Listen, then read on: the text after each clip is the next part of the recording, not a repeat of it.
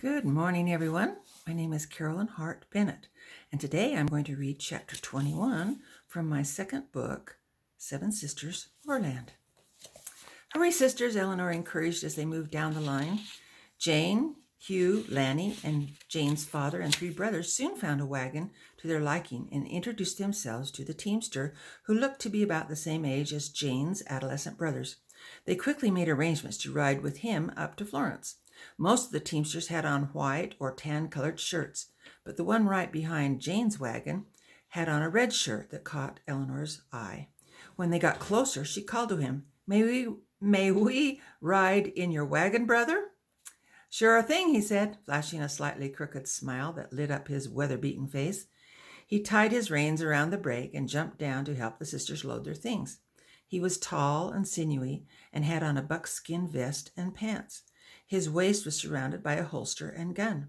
From under his wide-brimmed hat, his blond hair fell past his shoulders. He tipped his hat. "My name's Hurricane," he said, hardly pronouncing the last syllable. "Hurricane Clark." "Is Hurricane really your name?" asked Phoebe bluntly. Susanna put her hand over Phoebe's mouth. "Manners, Phoebe, remember." "Hurricane is what the boys call me. I'm from down around Hurricane Hill by St. George," he said. "They think Hurricane is easier to remember than Mahonri." The twins giggled at his real name. Trying to understand, Caroline pressed further. "When you say Hurricane, do you really mean hurricane?" she said, emphasizing the cane. "Well, nobody pronounces it like that in Utah. We just say Hurricane." Caroline felt squelched. Maybe she should have just kept still, but it was such an unusual name, and the Utah drawl was hard to understand. Hurricane proceeded to load the sisters' baggage and then began to help them into the wagon. The sisters were elated with the wagon and teamster they had chosen, and their countenances showed it. "One of you can sit up next to me," he said, taking full advantage of the situation. "That will give the rest of you more room back there." "Go ahead, Caroline," said Eleanor before anyone else could speak. Caroline felt silly to be chosen after that awkward name exchange with Hurricane a moment ago, but she found her way to the front of the wagon and wrestled with her skirt as she pulled herself up into the driver's seat. The oxen had spreading horns, and stood like massive mounds of clay, not moving except to swish their tails. They appeared to be tame enough, but with just her on the driver's seat and Hurricane in the back tying things down, she felt uncomfortably nervous. "Are these oxen all right by themselves, without a driver?" she called back to Hurricane with trepidation. One ox shook his head at the sound of her voice. "Just don't make any unexpected movements. I'll be up there before you can say jackrabbit." Caroline looked back at her sister, smiling nervously, shrugged her shoulders, and lifted her hands up in a gesture. "Oh, well," she sighed. As she moved her hands upward, one ox, whose head was turned, saw the movement and took a couple of steps to the left. This moved him into the ox by his side, who moved over to accommodate his ox mate. A loud bellow came from the first ox, which startled the other one, and they started mooing and sidestepping with more agility than Caroline imagined they could. She began squealing and holding onto her seat so she wouldn't get bucked off. "Help! Help! The oxen are moving!" The twins started to scream in fright, further scaring the oxen. Hurricane stopped what he was doing, dashed to the front end of the wagon, and leaped into the driver's seat with one bound. Reaching across Caroline, he grabbed the reins with one hand and pulled back hard with the other on the brake at the same time. "Whoa! Whoa!" he roared. The oxen responded to his voice and shuffled their hoofs for a few more seconds until they were all standing still again. A moment later, they resumed swatting flies with their tails. "Mr. Hurricane, you saved us. Thank you," said Caroline as she clutched his arm and buried her head in his shoulder. Yes, thank you," said the others. "It's part of my job, sisters. Oxen are usually very passive, but you still need to have respect for them. That little dance they did just now was nothing compared to what startled oxen will do if they get riled up enough to stampede. So we don't want to test them in any way now, do we?" All the sisters obediently shook their heads and chorused, "No." Caroline was still trembling. Hurricane became concerned. "Are you all right, sister?" "Cleverly. Caroline Cleverly," she said as she unlatched herself from his arm. "Sister Cleverly, there is a way to handle oxen. Some of the boys called it the science of ox-teamology. You have to get to know your oxen. This here one on the right is Bo. On the left is Jack. They're like my children. I drove these two out from Salt Lake this spring and expect they will be able to perform equally as well on the return trip. The sisters found this information enlightening. They were very impressed by the way Hurricane handled the team. Finally, the teamsters who were loaded were given the signal to start up the hill. The sisters were delighted to be in this first group and on their way. They were in the best spirits they had been since they left the Saluda. Hurricane was very amiable with the sisters and quickly learned all their names and where they were from. He in turn explained that his older brother, Caleb, had encouraged him to sign up with him to become a teamster last year for the 6-month round trip. Until this experience with the down and back wagons, everyone thought it was impossible to get the same team of oxen from the Salt Lake Valley out to Missouri River and back in one season. But the oxen returned in good time and condition and looked better than the Missouri-purchased oxen that only traveled from Missouri to Utah. They had a great summer together, but Caleb got married that following winter, and his wife was going to have a baby soon, so he stayed home with her this time around. This year, Hurricane came with his neighbor and boyhood friend, Curly Clayson. He now considered himself a seasoned teamster and acted as a guide to Curly, who was now driving Jane's family up to Florence. As they rolled along, Hurricane kept the oxen moving and in line. His driving looked effortless. "Is it very hard to drive oxen?" asked Phoebe. "It just takes practice, but I'm glad you brought up that subject. Sister Phoebe, you might think it a hard task for a woman to drive oxen, but the leaders have actually suggested that we teamsters teach 1 or 2 saints from each wagon to drive the team, because you never know when you might need a backup driver to help out. They don't want to be dealing with a bunch of greenhorns." "What's a greenhorn?" puzzled Fanny. "Don't take this wrong, sisters, but that's what we affectionately call immigrants who aren't learned in the ways of their new country. You know how something green signifies immaturity? Well, it's like a deer or elk with immature horns." The sisters looked at each other, wondering if they had been insulted. "So you want to learn how to drive the wagon?" he grinned. "So who wants to learn how to drive the wagon?" he grinned. The sisters were caught off guard. Susanna explained she couldn't do it. Her hands were full with the twins. Eleanor felt she needed to be available at a moment's notice in her calling to help with the sick and injured. That left Lavinia and Caroline, and they were keeping quiet. Eleanor finally spoke up and broke the silence. Caroline, I think you should try to learn how to drive the wagon. You're already there on the driver's seat." Caroline stammered, "But I'm scared to death of these beasts." "It's good to face your fears, Sister Cleverly," said Hurricane. You don't want to let fear hold you back from trying something new, do you? You just have to show the oxen who's in charge." Deep down inside, Caroline wanted to embrace the full pioneer experience. She didn't want to be considered a pampered rich girl on the journey, but she wasn't too sure about dealing with oxen. However, she felt somewhat calmed by Hurricane's encouragement. I know I'm the least likely one for this job," she said, "but I'm willing to try my hand at it if you all think I can do it." "You can do it, Caroline," cheered on Lavinia, grateful that she hadn't been pressed into service. "The first thing you need to do," said Hurricane, "is learn how to wrap the reins around your fingers and wrists. You want to have full control over the reins. This gives the oxen the idea you know what you want. When they can sense you aren't in charge, they are just like children. They want to run and play."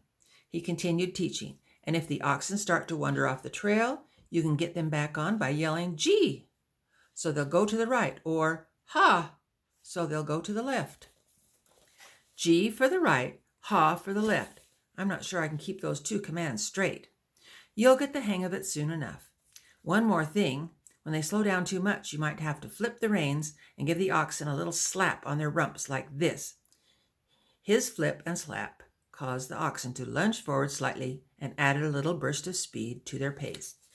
"What about that whip?" she said, eyeing the large, intimidating bullwhip that stood in a holder to her right. "I think we'll just start you off learning the reins first. Are you ready to try?" Caroline wasn't ready at all, but since Hurricane was there, she felt he would come to her rescue if she needed him. Hurricane pulled the oxen to a stop on the side of the road to let the wagons behind them pass, and showed Caroline how to wrap her fingers and wrists with the reins. "All right, now, give the reins a flip." Caroline was surprised that the reins were heavier than they looked, and when she tried to flip them, they didn't flip or slap, and the oxen just stood there. "Mean business this time. Flip the reins and say, 'Get along.'" This time, Caroline flipped the reins with everything she had and yelled, "Get along," as loud as she could. To her surprise, the oxen started to plod ahead. "Ooh," she whimpered with fright until the rhythm of the wagon's movement became steady. "You're doing a great job, Caroline," praised Phoebe. "Can I learn how to drive too?" asked Fanny. "I think we need to give you a few more years before we trust our lives with you," laughed Susanna. Caroline was elated that she was handling the oxen so well. It wasn't at all as hard as she thought it would be. "This is really quite enjoyable," she said. "Quite," he said in his best mocking English accent. "I see you can speak English, Mr. Hurricane," she said in her best Utah drawl. While Caroline drove the oxen, Hurricane listened to the sisters talk, and soon each one recounted the story of how they came to join the church and be traveling together as the 7 sisters, now unfortunately down to 6 sisters because of the Saluda explosion. This, of course, brought them all to tears again. Hurricane had heard reports about the explosion of the Saluda, but the details about any Mormons aboard had been conflicting. He was amazed when they described the scene with Linda May to him. He offered his condolences and marveled at what the sisters had been through on their journey thus far. "I wish I could promise the hardest part of your journey is over, sisters, but crossing the plains for 1,000 miles will bring with it many new and difficult trials and struggles." "Tell me some of the things we can expect," said Eleanor, trying to change the subject away from Melinda May and the Saluda. "The experience of crossing the plains is really what you make of it.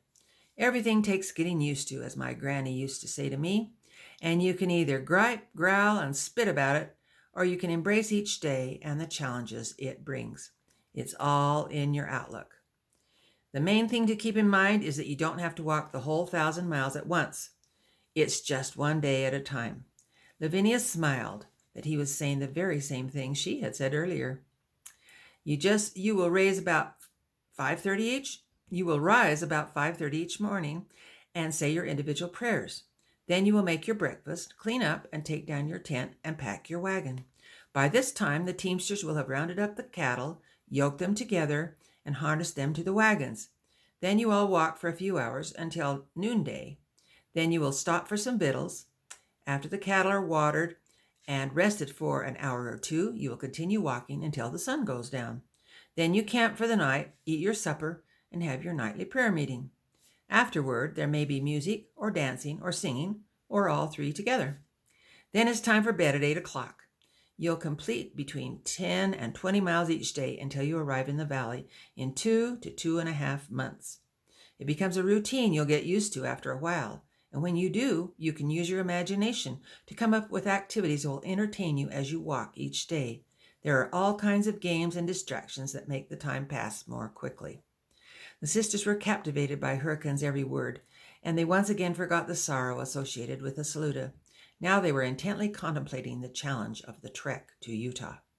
After a few miles, Hurricane announced, "Sisters, the whole wagon train is going to turn off the main road up here on the right and stop at a beautiful cold spring so you can have a drink of water and a little rest before we resume our journey to the outfitting camp." The sisters more than welcomed this unexpected diversion. They didn't think they could experience a bumpier ride than the railways they had been traveling on, but a wagon with no springs on a rocky, bumpy road surpassed all that discomfort by a long way. "Which command do I give for the oxen to turn right?" Caroline asked Hurricane, with renewed fear written on her face. "There are only 2 choices, G or Ha," he said, trying to get her to think for herself. "Oh, yes, I remember now." When they got to the turnoff, Caroline started yelling, "G! G!" and much to her joy, the oxen followed the road to the right. "Good driving, Sister Cleverly. Now see those rocks ahead? That's where the spring is located. Do you remember how I stopped the oxen when they were spooked back yonder? I just say, 'Whoa,' don't I?" she stated. "Try it." "Whoa, whoa," she yelled, but the oxen continued moving forward.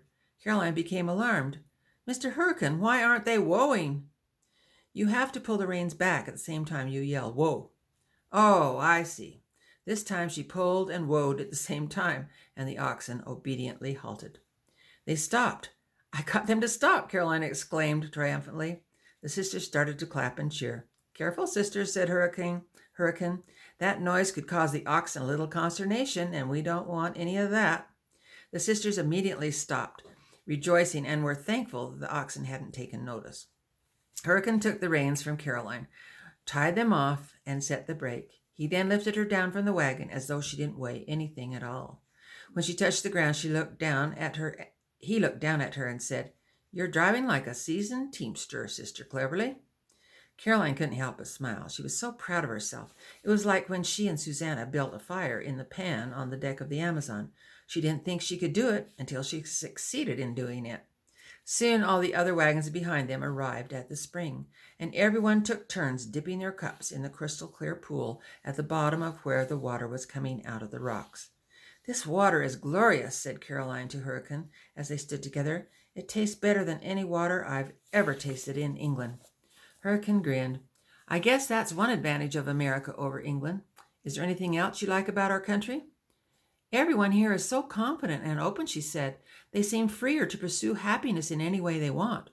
"Isn't it like that in England?" "Not really. Everyone is staid and proper over there. They seem to be restricted. There are classes and discrimination against those with less money and position. They are unforgiving and not open to new ideas. They think their way is the best way without listening to anyone else's ideas." He sounded a touch bitter. "I guess I am a little. My parents turned their backs and disowned me when I joined the church." "That's harsh punishment," Hurricane sympathized. "And Peter, my fiancé, broke off our engagement because of it." "I'm sure you'll find another man," he said, grinning a little. "He broke my heart enough that I'm not even looking at other men right now. It will take me a long while to get over being rejected by him." Hurricane thought for a minute and then spoke. "Time heals, Sister Cleverly. There are lots of men in Utah who are steady and true." "We'll have to see about that," said Caroline. The trumpeter sounded for the saints to get back on the trail. "Why don't you drive for another mile or so?" suggested Hurricane, helping Caroline back up to the driver's seat after their refreshing stop. Caroline was eager to see if she could get the oxen started again. After he helped her wrap the reins around her wrists and fingers, she flipped the reins with newfound force and yelled, "Get along, Bo! Get along, Jack!" with her best commanding voice. Hurricane was impressed at the progress she had made in such a short time. "I don't think I can call you a greenhorn any longer," he praised as they bumped along. Caroline was reveling in her success. She got a sly smile on her face. By the by, when can you teach me how to crack a bullwhip, Mr. Hurricane?" That's the end of chapter 21. Fun chapter.